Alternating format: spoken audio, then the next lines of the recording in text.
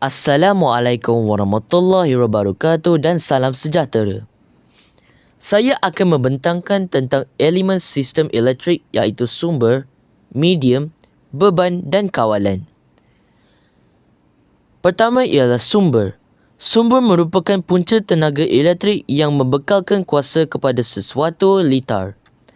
Antara contoh sumber ialah bateri, bekalan elektrik, rumah dan generator. Tanpa sumber, tenaga elektrik tidak dapat dihasilkan. Seterusnya ialah medium.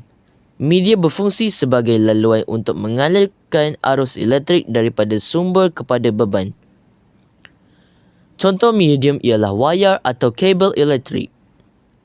Medium memastikan arus elektrik dapat dihantar dengan selamat dan berkesan. Elemen ketiga ialah beban.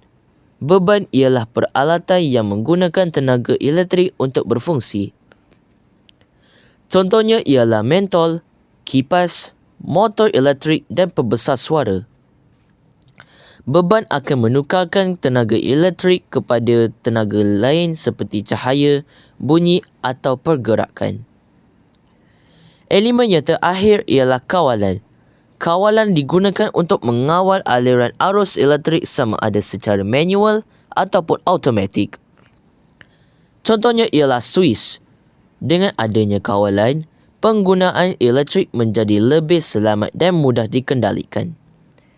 Dalam projek kami telah membina lampu solar ringkas.